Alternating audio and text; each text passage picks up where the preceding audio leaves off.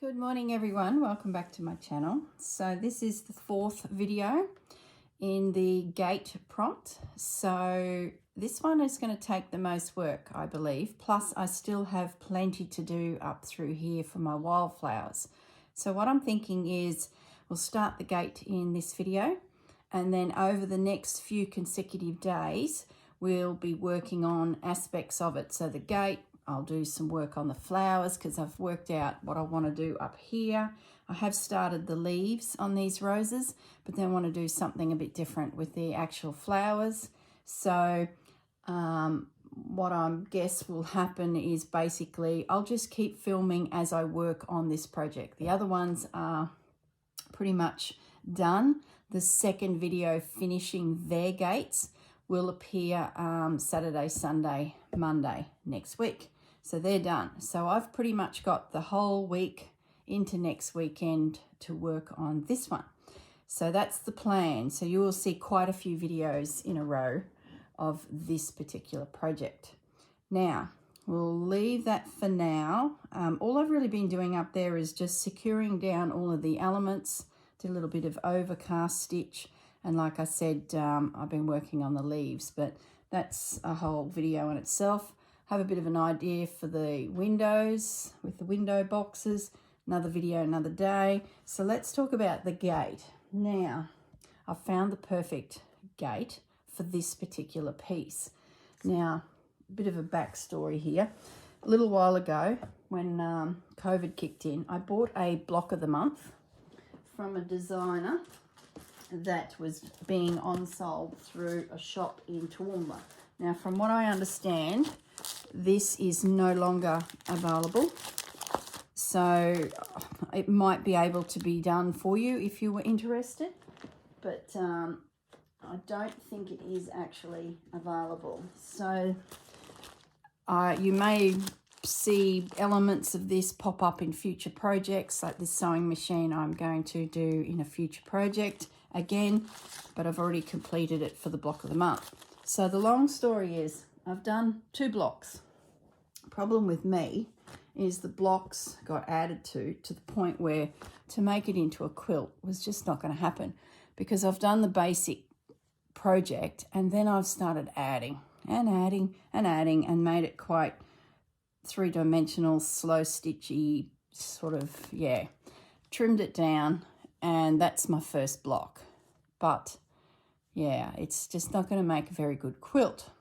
So I then did a second one thinking, oh well, just go for it, what the hang.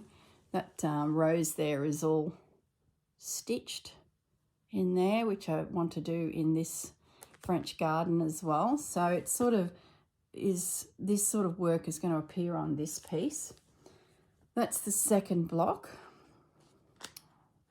And I've got this big doily here that when the block below connects in here, the doily will drift down and become part of the next block.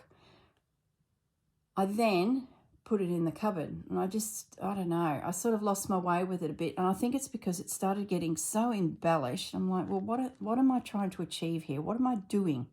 So it sort of got shelved a little bit, which annoys me because I paid a lot of money for these blocks and I really wanted to do something with them.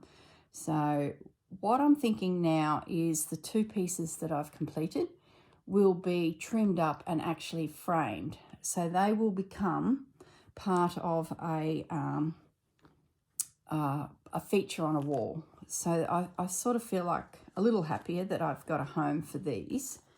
That then leaves me lots of blocks with fabrics in them, morsels. I'm not sure where it'll all head, but I'm sure one day I'll come up with a bit of a plan. Hence this project. Look what I found in amongst it, a gate. So what I'm going to do is I'm going to use the design of this gate and add it to this piece here. So I sort of feel like I'm getting my money's worth a little bit out of this block of the month. Not that I have regrets, but because I went down a different rabbit hole than what the designer probably intended, I've now got, yeah, not even a half completed block. What I did find in amongst it as well is some other elements that might end up being able to be used in this if the girls give us some prompts like garden tools or something. So there's a wheelbarrow, a beehive, a bee. All the other things are a little bit more cooking and fashion and antiques, so they're not suitable.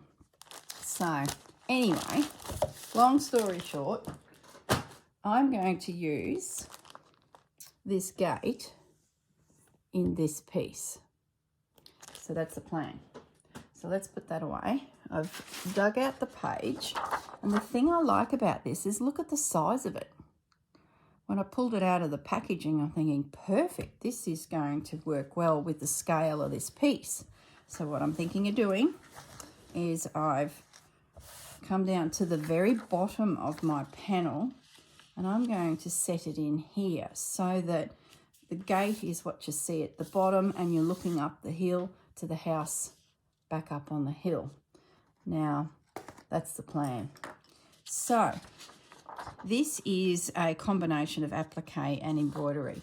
So I need to get the basic elements out, and that's the arch and the fence, and then I'll come back and embroider in the gate. And I really even like the sign, like fresh flowers and honey for sale. I think it works with my French theme. So, and I love these little wild roses growing up here. It matches the whole rose thing. Like, you could not pick this design if I tried. So, let's get started. I've got myself some baking paper, tracing paper, and I'm just going to get the applique section out of this fence / gate entry, just by tracing the piece. So if I was doing my block for this particular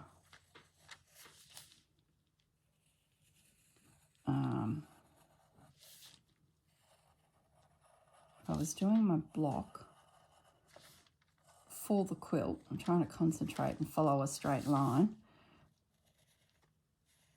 It would be quite spectacular to have this on there.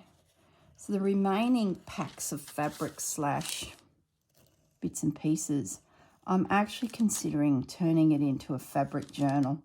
Prior to me buying this, I had never even crossed my brain to make my embroidery into books. You get all these panels and you just don't have enough walls to display it all. So I think in the future, as a video series, I will turn all of those blocks into an actual journal using all the fabrics, and then I'll have the two pieces framed on the wall. If there's a piece that catches my eye, I might even do a third for the wall, and then at least I'm completing it. I don't have another quilt lying around because I don't need them. So that's the plan. I'm just going to also trace out this post.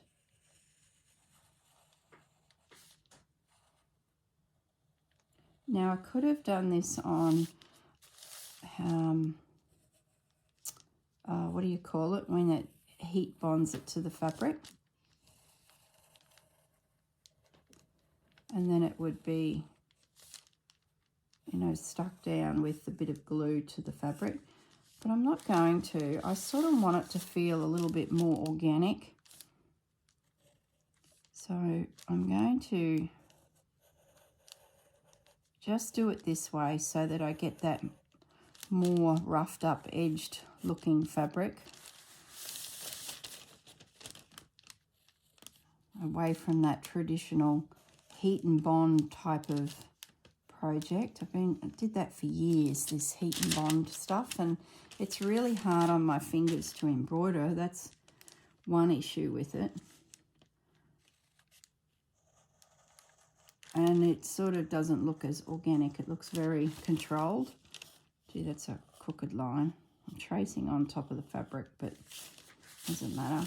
You want the organic. Might just number that. We'll call that number 1. Call this one number 2. 3 and 4. Okay, so they're my main elements. That's a good start. We can come back to the flowers. I'm pretty confident I can sketch something in there for that. Okay, because you certainly can't see through the linen. If this was underneath this linen, you just can't see through, and even a light box wouldn't help. This is very thick fabric, so that's just not going to happen. Now the plan is to cut out my shape. I need bigger scissors probably, but I can't see them. So I'm just going to cut out my arbor and try and stay on the lines, which you know how it is. It's not quite, I can't even draw on the lines, let alone cut out straight. Doesn't matter because I want that more organic feel. The fabric for the arbor, what I'm thinking of using, if you remember the first few videos, I cut out that cross stitch rose from a big table runner, and I was actually going to use the table runner as my piece to embroider this whole concept onto, but in the end I changed to this big piece of linen so I could get that downward motion. Well, I've still got that runner and there's some beautiful fabric in there, and it's a subtle tone of what I'm working with, so I'm thinking of using that as my foundation, and then with the flowers, the roses and everything I do to the arbor will really pop if the arbor is there but not a strong feature. So that's the plan. So once I get my little template out here, I'll put it on that fabric. There we go. So simple as that. It's just an arch. There's my little arch. We've got some fence posts, the rails.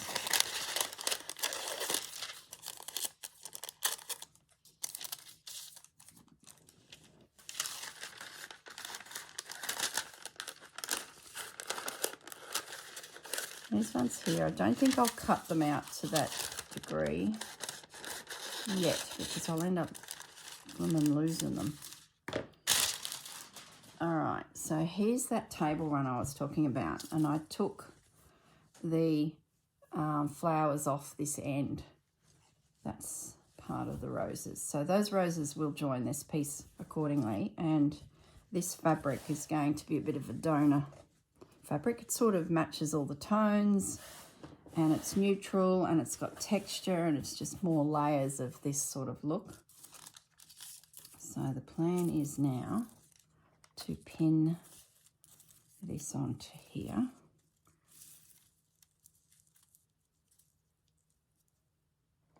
So it doesn't move. I really shouldn't have my work underneath.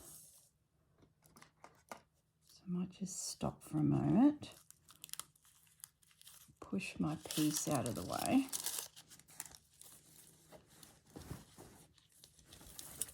So that we don't have a mishap, and cut my embroidery. Not that it's an issue, because we can just put a piece of fabric over the top of a snippy hole and boro stitch or canvas stitch over the top, and no one would ever know. It's like the techniques are just so forgiving in this style of embroidery, slow stitch. It's brilliant. You don't have the pressure of perfection of stitches. When you were doing doilies as a kid, I just remember that the number of times I had to unpick my satin stitch because it just wasn't sitting flat, or, you know, it just, to the point where it sort of puts you off even continuing because you're only young and you're learning embroidery, and you get this fear of it needing to be absolutely perfect. And then often you're a kid that enters pieces in the local show, the local fair, and you see other work and it's like, wow, that satin stitch is just like velvet. It's just sitting so beautifully. So you start to get a bit of a, is my work good enough? And of course it's good enough. I might just trim these guys. These are the fence palings. So I guess what I'm trying to say is fancy work is what it was called when I was a kid. It was very technically, had to be technically correct. But these stitches now, and they're all coming back, there's freedom, there's relaxation connected to it. That just was not the case when I was a kid. It was being correct. That's a lot of pressure on a learner. So for those of you in our group that is learning, lucky you, because you don't have that added pressure of being technically correct. Or a grandmother saying, that satin stitch is not sitting right, you need to unpick that. And what didn't help me is my grandmother also, who you know was a seamstress of weddings and everything. She was also a judge at the local show for many, many, many, many years.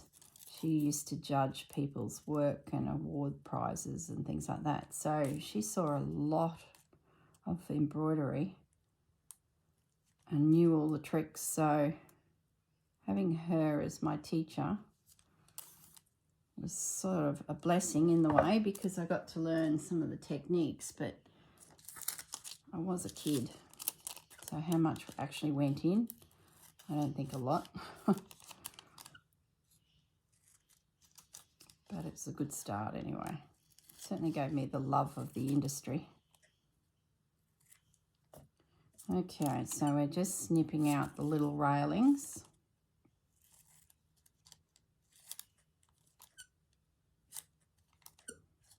So this video might be a little bit boring, but at least it's showing the setup. I probably didn't need to trace half of this. I could have just hand drawn this. This is not rocket science, this arbor and this little fence paling.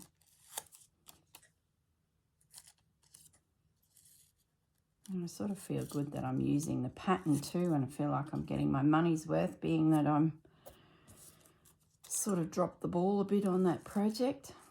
But I'm thinking if I make those pieces into a journal, that'll be good. At least I'm using them. I don't feel as guilty. But we were in lockdown. We couldn't go anywhere. We had no access to our usual crafty haunts. So what's a girl to do? So I'm going to pin that guy in there. I'll cut him out.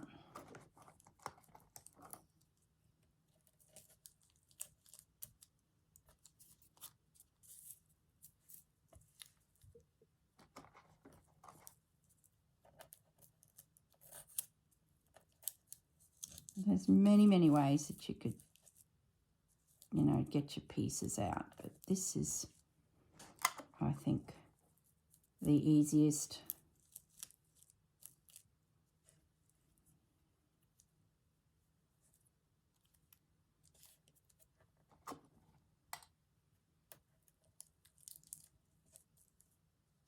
Not that I need templates for these. Like, I'm being finicky.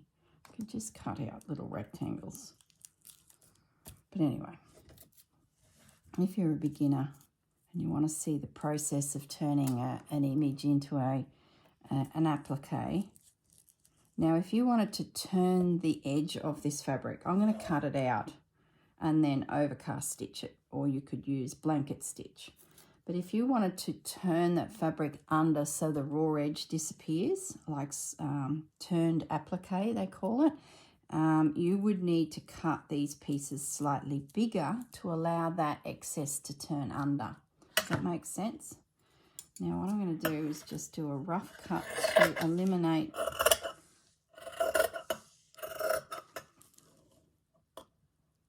Don't you love the sound of that?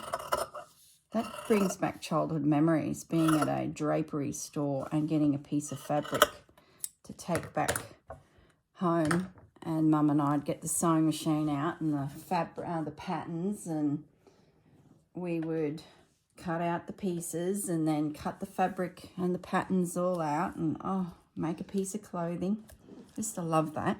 You know what used to really annoy me is I was a dairy farmer's daughter, so there'd come a point in the day that you'd have to go and milk the cows.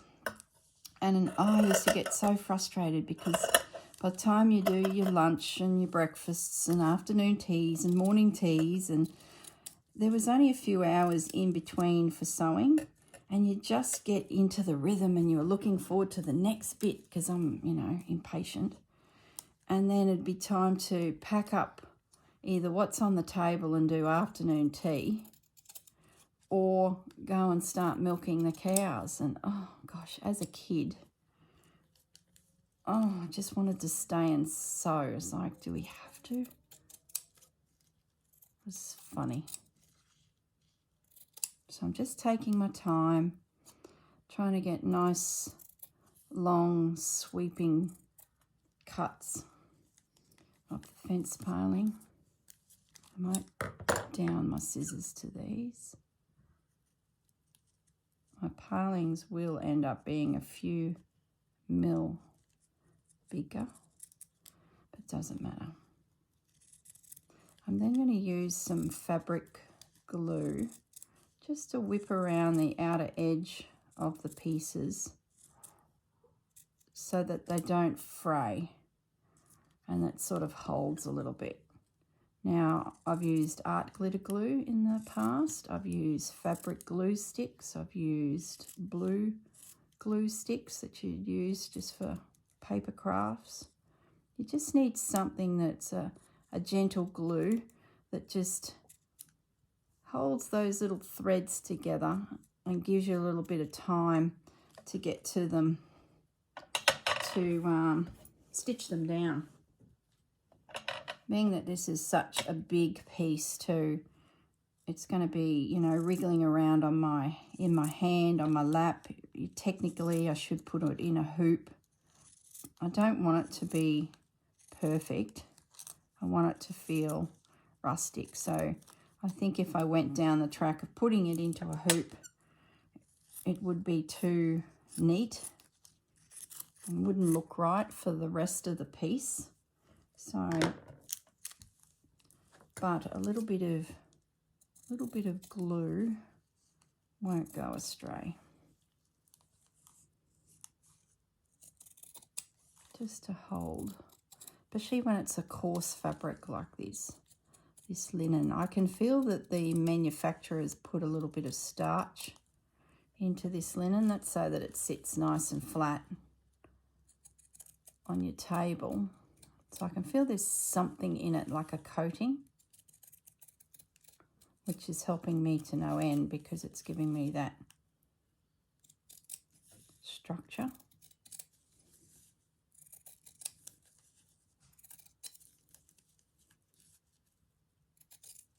Gosh, when I look at this piece, there's so much work in it. I've created a monster here. She's going to be epically big when it's done, but that's all right. Those other projects on the reel, the bobbin ones, they're quite quick because we're only working in a small little area.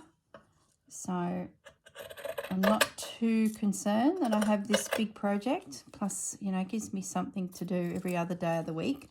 As I said at the beginning of this series, I'm not going to do any paper crafts for the next 6 months unless something jumps out at me and takes my fancy, but I'm not going to. I'm going to stay within the stitching world. I've got a few projects in the back of my head that if I get time, I'll bring them out into play, but at the moment I think this is going to be enough to keep me occupied. I've got a fair bit of work on myself because my business is Christmas and Christmas shops, so I'm in the process of working with my husband to order all the stock. So there's a lot of computer work too, and making sure that our factories that help us make the right thing and the right coloured bow is on the right snowman, and, you know, all of those things. So I sort of do need to concentrate a little bit on all that. But once those orders are done, which is usually by March, I'm free as a bird until the stock starts rolling into our stores, which is June-ish, depending on how quick some of these factories make my order. So I'm just going to play it by ear, and if I find that I have time, I'll bring in some other projects that I'd like to do. But we'll see. I don't want to put myself under pressure, because then I rush the projects, and it's supposed to be slow stitch, isn't it? At the end of the day, we're supposed to be enjoying this, not feeling the pressure. So that's the plan anyway. We'll just take it easy. I do have a little holiday planned with my husband. We're going on a cruise. First time we haven't been on a cruise for a long time because of the whole COVID thing. So I need to start thinking about what I can take to work with, because, you know, heaven forbid, I'm not going to have my craft room. What am I going to do? We're going to New Zealand on a 13-day cruise, and I know there's Spotlight. I bet you guys are laughing at me. I know there's Spotlight in New Zealand because one cruise a few years ago, I was crocheting a lot and I ran out of yarn. So, you know, the fear of that was pretty funny. And I got off in, I think it was Auckland, or no, Dunedin it was, because we had a little train ride and I had to quickly catch a taxi. I think that's where it was. A taxi across to the Spotlight, grab 3 balls of yarn, fly straight back to the train, and then actually be a tourist and enjoy the ride of this train. So it was pretty funny. My husband was just like, my goodness, you're supposed to be on holidays. So I'll need to come up with a project, whether it's this one or something else, I don't know. So I'm just now going to use a little bit of art glitter glue before I start handling these pieces. Actually, no, we'll do this a bit differently this time. Hang on, let's get all these little bits out of the way. Bring down our piece of yarn. I've got a message on my screen I don't want to get rid of because I can't see the clock. There it is, so I've got it. So let's have a look at our image. How much space do we need at the bottom? So there is a little bit of embroidery suggested, so I could certainly go to town there. So let's give ourselves a little bit of room, I think. Let's get rid of our template. We don't need that anymore.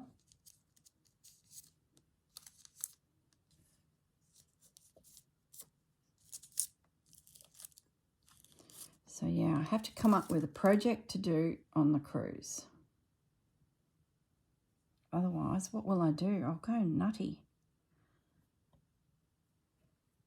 I'll just pin that. I'm just going to use a pin there. Actually, I'm going to bring my wool mat in, and then I can just downward stab the pins. Let's just do that. That's better. So now we can just do this and get our piece where we want it. And then you can strategically lift bits of it. Just let it sort of fall where it wants to.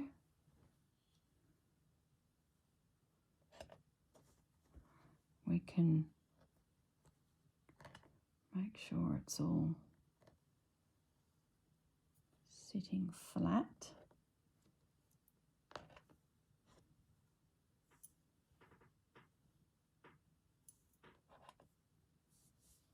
It's not very level, is it?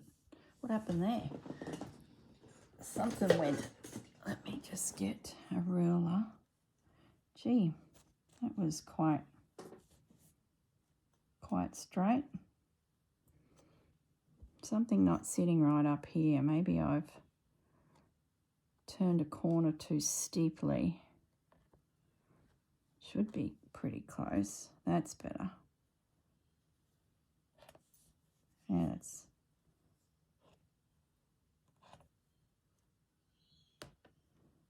probably still a little bit out. It's pretty good. Okay, so the plan now is getting my art glitter glue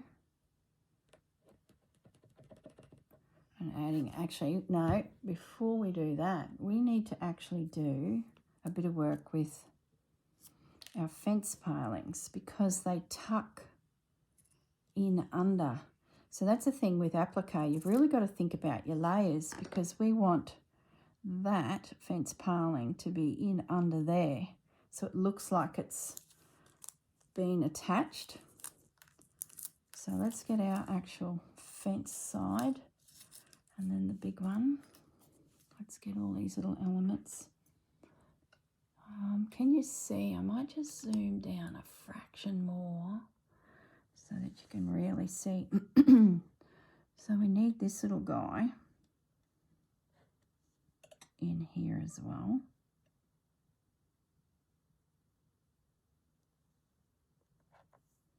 And then this little guy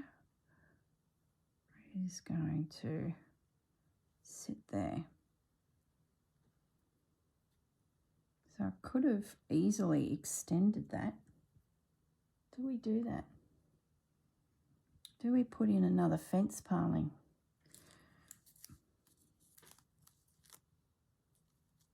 Yeah, let's do that, hey? I think we will do that. We've got the space, so we may as well. Let's just stab pin that.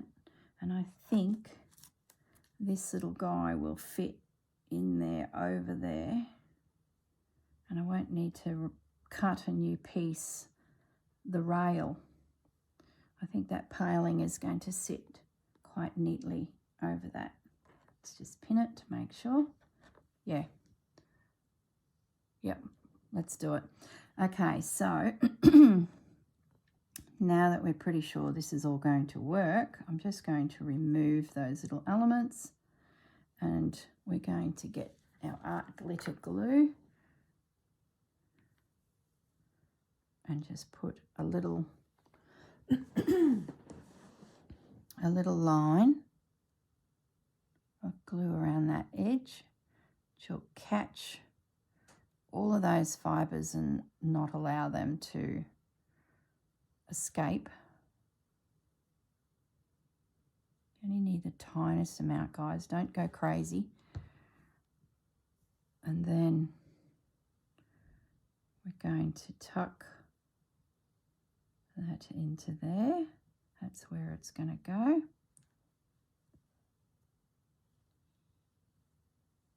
And that will just catch down onto the background. Let's do the second one. Wouldn't take much for this fabric to fray. It's a pretty loose weave.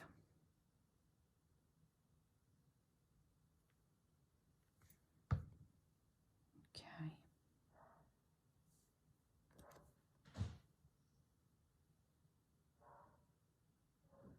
You can hear Bandit barking in the distance. Usually means he's considering something naughty. There we go. My two palings are down. What I might do is we'll get started on this edge as well. So we'll just sneak as high as I can there, just with a drizzle. And that's all I'm going to do. I'm going to work my way around the piece.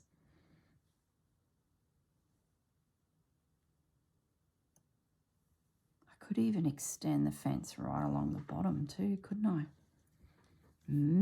There's an idea. Nothing like creating more work for myself. Such a big scale piece. I sort of don't want to create a barrier either, I guess. Like then you're trying to work embroidery behind. Just leave it as a feature in the corner. Then I could bring my flowers down to the bottom. Something to consider. I don't know. Let's just get this bit done before I get ahead of myself. There we go. Happy with that. So once I get all these pieces actually into position, I'll then go around and whip stitch them. I think I'll use a neutral colour, or do I use a feature? Do I do a chocolate or something?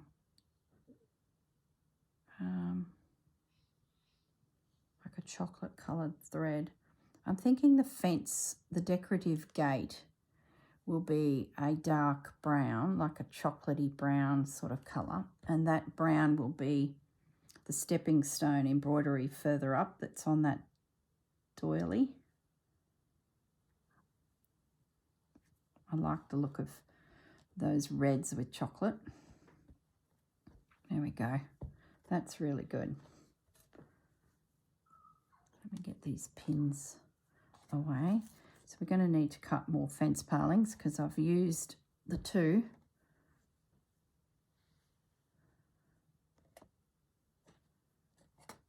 So let's keep working on the arch, I think. Let's get that laid down. So all I'm going to do is just gently turn that over and carry on with some more edge stabilizing. Let's call it edge stabilizing, the technique. If you find the glue is getting away on you and coming too much, just get a wet one and wipe it off. Less is more with this sort of work.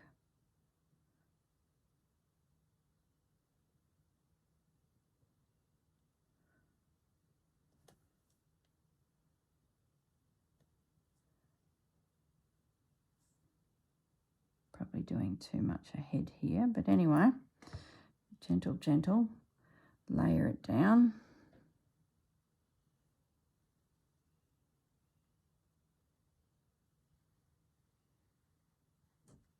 There we go.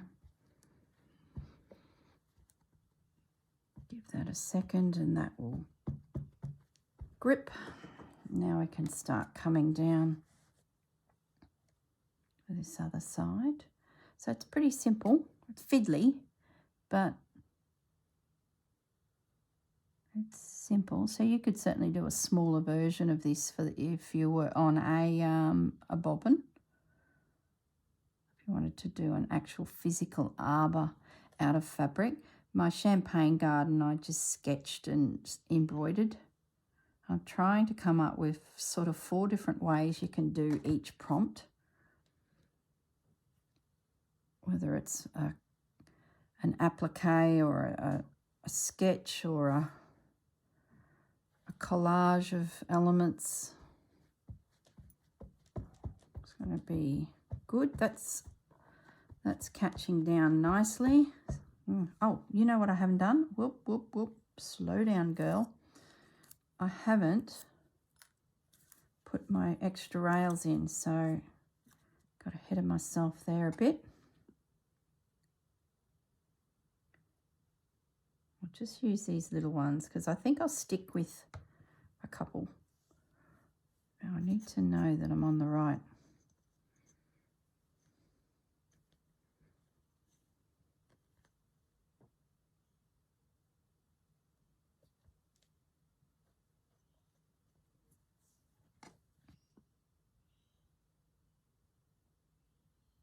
That was nearly crucial. It's because I'm yibber-yabbering, I'm not concentrating. As my grandma would say, you're chatting too much, girl, and you're not listening to what I'm saying. She was a chatter too, so it's in the genes. That looks pretty good. That's going to grip. So now we need to get ourselves another rail because Just looking for my scraps. Better put the glue.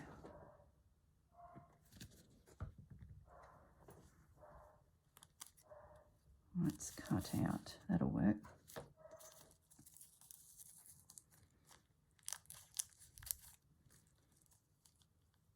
So we're coming up to 15 minutes, so that's all good.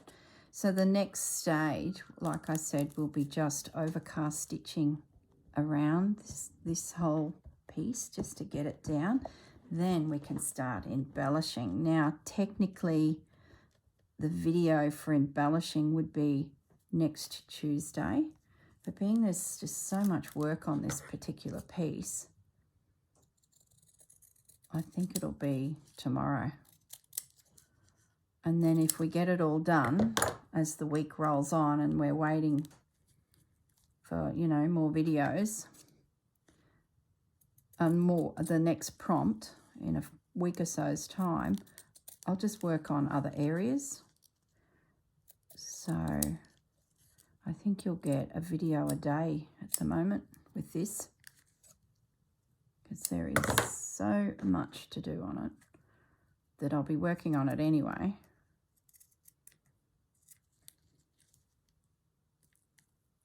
Okay. One fence paling. Let's get him into position. Yep.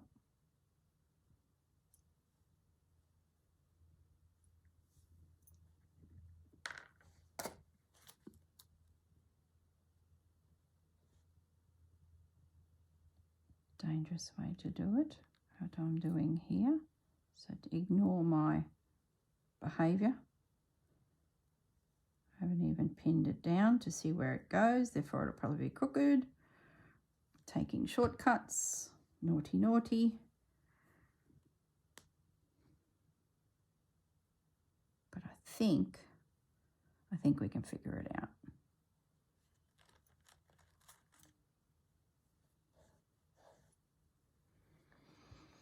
There we go. And we're going to do another one. Put the stopper in the glue.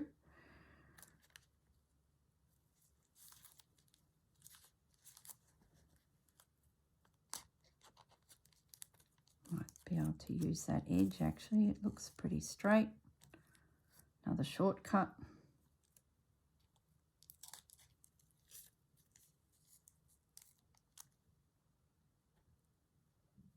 My bent pin, for goodness sakes. It gets pretty rough here in the craft room. The pin's being bent and frantic behaviour.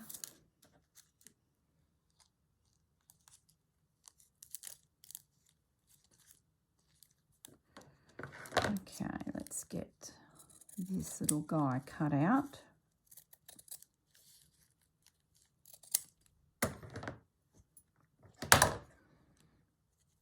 I have to have a think about how I do the little vine, the roses. I have to do something a bit special to sleep on it.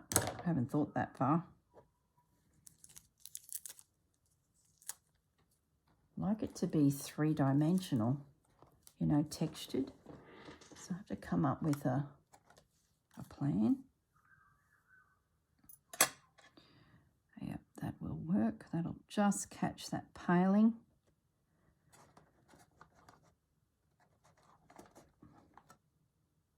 Does seem a little bit symmetrical. I'm going to extend the paling past. Whether I do more fence posts, I don't know. More. I just feel like it needs to be a little bit more.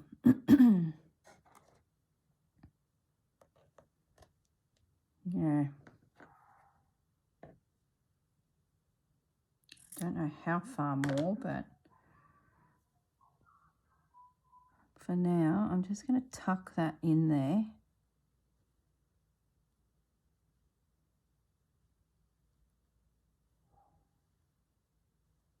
What is that bandit doing? I can hear him way down the back barking.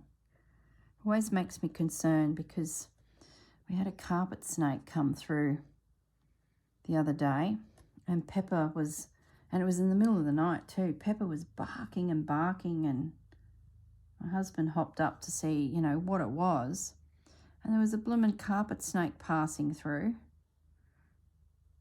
and she was nowhere near it. Like, she was smart enough to stay away, but she was certainly sounding the alarm that something wasn't right. And then the bloomin' thing disappeared as it passed through towards the driveway and where we've got our work van parked.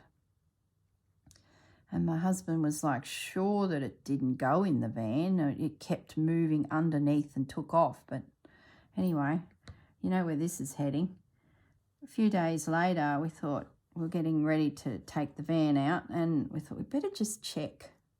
So he lifts the bonnet, and here is the bloomin' thing curled up on top of the air filter. So, oh, I tell you. So we had to call a snake guy. Like, I'm pretty robust when it comes to wrangling animals, being a farm kid. But yeah, no, I'm not going to do the snake. I'm not technically trained in it. I probably could if I had to. I'm not fearful of them, but I'm not trained in it. So the bugger's likely to spin around and chomp me one. So it's best I just, you know, behave myself. And he came and removed him, and oh, he was spectacular. He was not the snake guy. The snake, he was black and white spots. Beautiful. Very pretty. Very, very pretty. He was only young, but gee, he would have been over a metre. Like, he was big enough to be an issue. So we had him removed, so now we know that he's gone and we can carry on our merry way. And so when I hear Bandit or Pepper barking like that, it sort of does make me think that they might have found something in the garden, because dogs are pretty quick to let you know that there's an issue. I sort of feel like I need a few more fence pilings. So I've left that loose.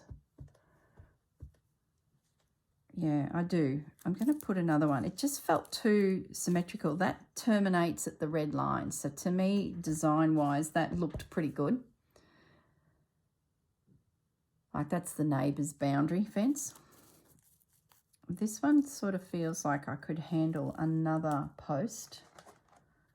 And then I might leave the rails just hanging out in midair, so we know it goes along, but it's not there. Because I don't want to build in this area, because there might be something come of a prompt that we could do there. And if there's nothing, I can always extend. It wouldn't be hard to just carry on with the fence. So I think I'll give myself options. It's tricky, these prompts, because we don't know where it's heading. Therefore, we have to adapt, and that's what makes this project so good. I know it's probably doing a lot of you in, and you're second guessing yourself, but don't. Just go with it. There's nothing that can't be unpicked.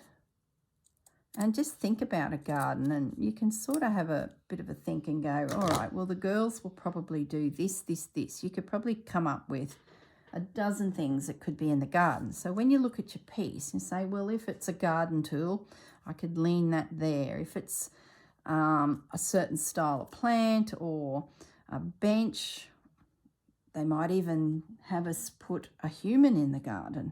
That'd be a challenge. Someone walking in the garden. So I think you can sort of comfortably proceed with the prompts, knowing that you've got little morsels of space everywhere to pop something. And remember, it does not have to be in proportion. It does not have to be in scale. Do not put that pressure on yourself. Make it random. A classic piece to look at and think like that is Juju's piece, Judy's piece, the girl's mum. That is just elements all over the place that'll come together as one big kaleidoscope. So you don't have to worry about, you know, proportions, and I should do this properly. I'm going to pin it in like so. So, yeah, I see it in the comments, people struggling with, you know, getting started because it feels not logical to them, and that's completely natural. But don't beat yourself up. Just pick up a needle and stitch.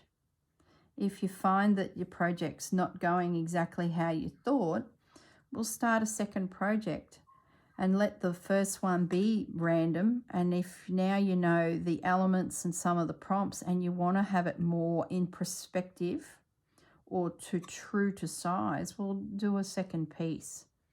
You might find halfway through or 3/4 the way through, you actually start another one, which is more considered in the design side of it. Be brave. It's only fabric. It's only needle and thread. Just have a go. It's so much fun. You're missing a lot of fun. For those of you out there that aren't doing the project but you're just watching with keen eye and interest, I know there's a few of you out there that are just watching. Pick up needle and thread, have a go. Head to the op shop, pick up some second-hand morsels. Whether it's some clothing that you can cut pieces out of, some floral fabrics you might come across. Yeah, have some fun. Join the gang, join the party. Okay, I'm happy with that at the moment. Everything is seated nicely, so I can grab that in my hand now, and I'm not going to fray it too much before I get that stitch down. So I'm thinking it will be just stitched with some cream cotton. That in itself will give a bit of a outline, but I'm just going to jump up and grab the brown cotton and just double check. Oh, I've actually got it here in some DMC. So I'm thinking a real chocolate brown like that one, but I don't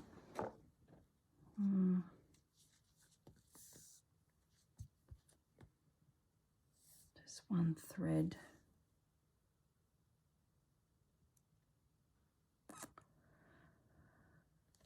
I don't know.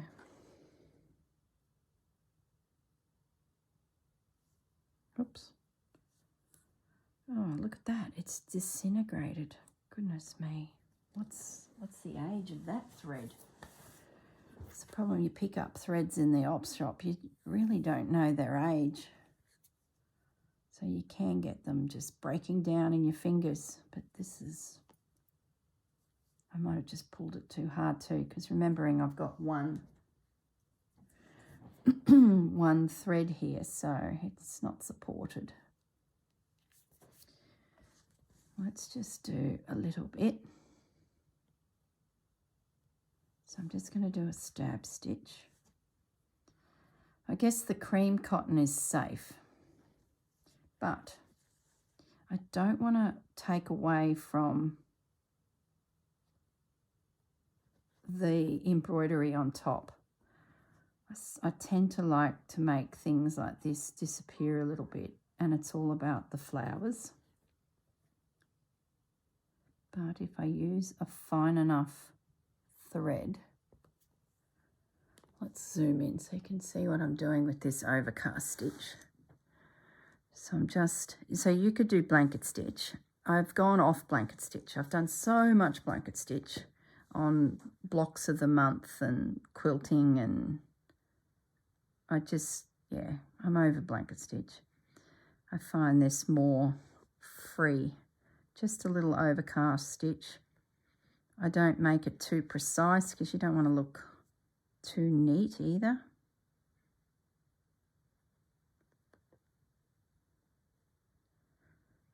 Yeah, I don't mind it.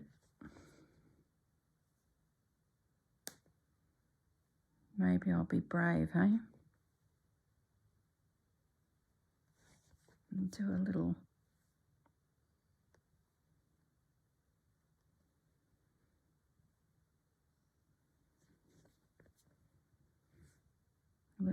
dark stitch around the outside.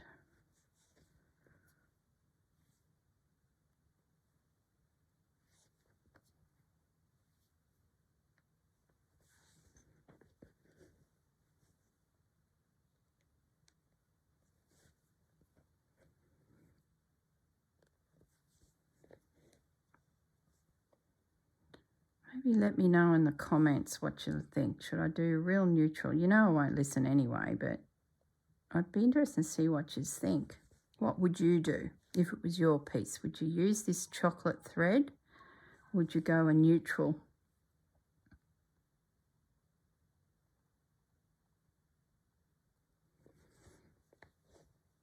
And then it'd be interesting to see what everyone thinks. But I can guarantee I'm not going to listen anyway. You could come back in the next video and the girl's gone and done a completely different colour. Just because, you know what popped into my head then is burgundy. That'd be interesting.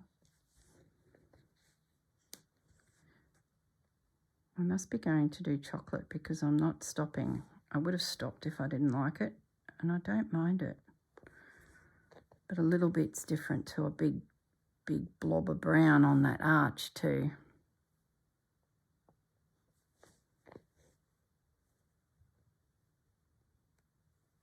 Thing is, I don't want to overpower the flowers. But they'll be greens and reds, so it should be okay. And then having the chocolate fence in here, the gate, I think will work out okay.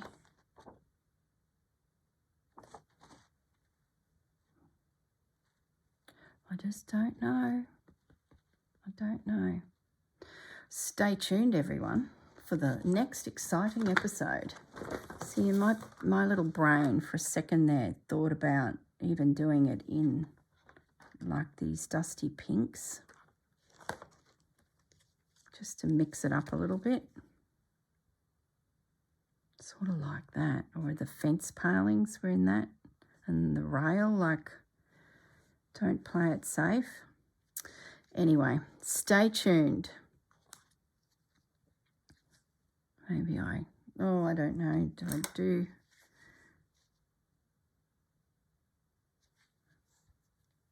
I'm definitely not going to use that, I've decided. I'm going to be bold and increase the thickness of my thread.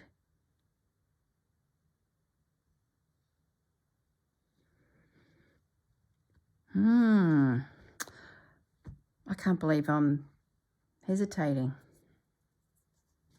All right, let's leave it at that.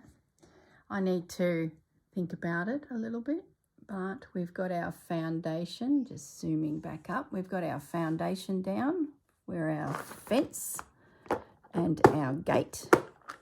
So I will mosey on to the couch, pop on a movie, and have a good think about where I'm heading with this piece and how elaborate I can be here, because I know the flowers are going to be full on. So what will I do?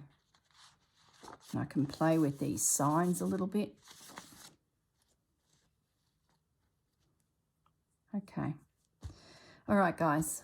Look after yourselves. Have a great day. And I believe tomorrow will be a video working again on the gate. So we'll just sort of chug our way through the week into the weekend. Saturday, we will be back with the first piece, which was the pastel wave of colour, finishing that gate.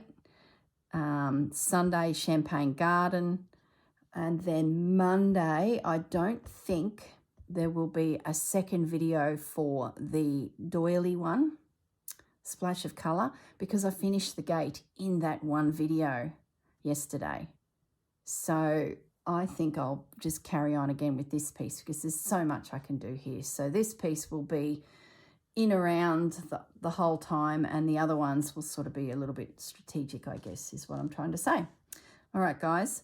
I do have an Etsy review planned in the next few days as well. I had some cheesecloth I found in an Etsy store that is in all sorts of colours. I believe they're like a wedding supply. You put it down the centre of a wedding table. So I really, really want to show you that because they sent me a little parcel, and look at that. Anyway, I'm not going to show you anymore. All right, guys, look after yourselves, and I will see you all in the next video. Bye for now.